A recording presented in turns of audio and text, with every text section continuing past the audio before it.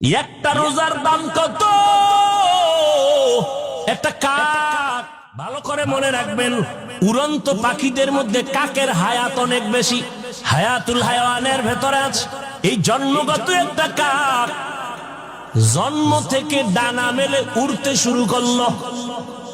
উড়তে উড়তে উড়তে উড়তে এত দূরে চলে গেল।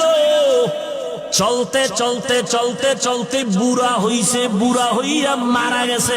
একটা কাক জন্ম থেকে উড়তে উড়তে সামন দিকে গেছে, যাইতে যাইতে এক পর্যায়ে সে বুড়া হয়ে গেছে। কত দূর চলে গেল, মরিয়া গেছে।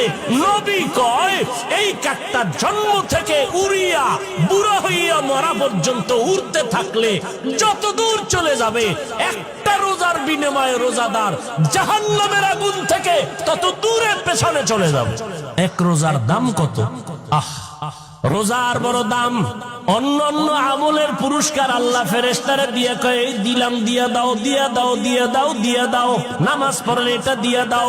ও রোজার ফলাফলটা দিও না, এটা আমি দিব। কেমনে কয়? ও রোজাদার, আস-সাওমু লি ওয়া আনা আজজি বিহি।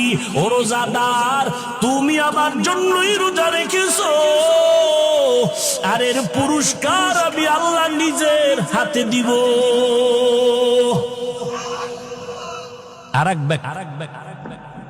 আরেক ব্যাখ্যা হলো, ও রোজাদার, তুমি যে আমার জন্য রোজা রেখেছো, আমি আল্লাহ এর বিনিময়ে তোমারে কি দিব জানো? স্ত্রী আর স্বামী এক জায়গায় বয়ে মহব্বতের আলাপ করে, করে না? তো মাঝে মাঝে টেস্ট করে। স্ত্রী কয়, স্বামী তুমি আমারে কেমন ভালোবাসো? তুমি আমার জীবন, তুমি আমার মরণ। যখন যা চাইবা চাওয়ার আগে পেয়ে যাইবা। স্ত্রীও বড় চালু, চাইলেই দিবা, চাইলেই দিব, তালাক দাও। কি দাও? তালাক দাও। এটা কইলি না কলিজার থেকে উঠে গেলি? হ্যাঁ, আল্লাহ তাআলা বলেন মোহাব্বতের চূড়ান্ত ফলাফল নিয়ে নাও। ও রোজাদারেরা, আমি আল্লাহর জন্য যদি রোজা রাখো, এর পুরস্কারটা কি জানো? ও বান্দা, তুমি আমার, আমি আল্লাহ হয়ে গেলাম তোমার। এর থেকে আর বড় পুরস্কার আছে? ও বান্দা, তুমি আমার, আমি আল্লাহ তোমার। যখন এই কথা হয়েছে, জান্নাতে ঢুকতে কোনো টিকিট লাগবে না। কোন রোজাদারকে বলবে তুমি আমার, আমি তোমার?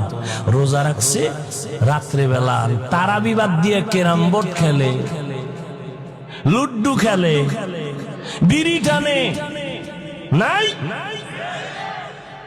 এমন রোজাদারকে আল্লাহ বলবেন না তুমি আমার, আমি তোমার।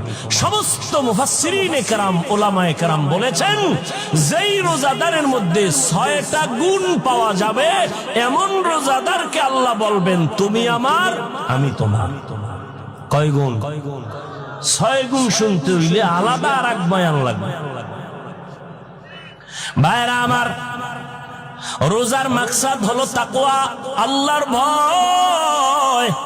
আল্লাহর ভয়টাকে কেন্দ্র করে এক রোজা দিয়া 11 মাসের টাইট করো। কয় কেমনে? কয় এই তাকওয়া দিয়া 11 মাস চলবা।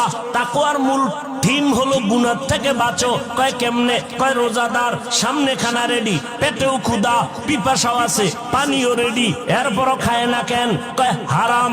কেন হারাম? কয় আমি রোজাদার, খাইলে কি হবে? কয় আল্লাহ বেজার। এই 1 মাসের রোজার সাধনা দিয়া বাকি 11 মাস টাইট কইরা নে।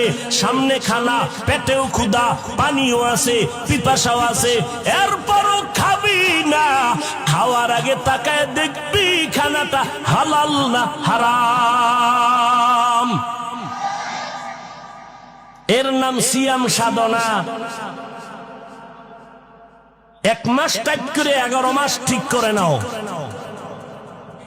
ও বড় লোকেরা, রোজার মাস দিয়ে গরিবের কলিজায় নিয়ে নাও। কেন? গরিবরা না খাইয়া কেমন কষ্ট পায়, রোজা রাইখা এটা অনুভব করো। 3 বেলা খাও, ইফতারি লইছে 3 জনে 10 জনেরটা, কিছু খাইয়া ফালায় দিস। অথচ গরিব অনেকে খেজুরি পায় না। ইফতারি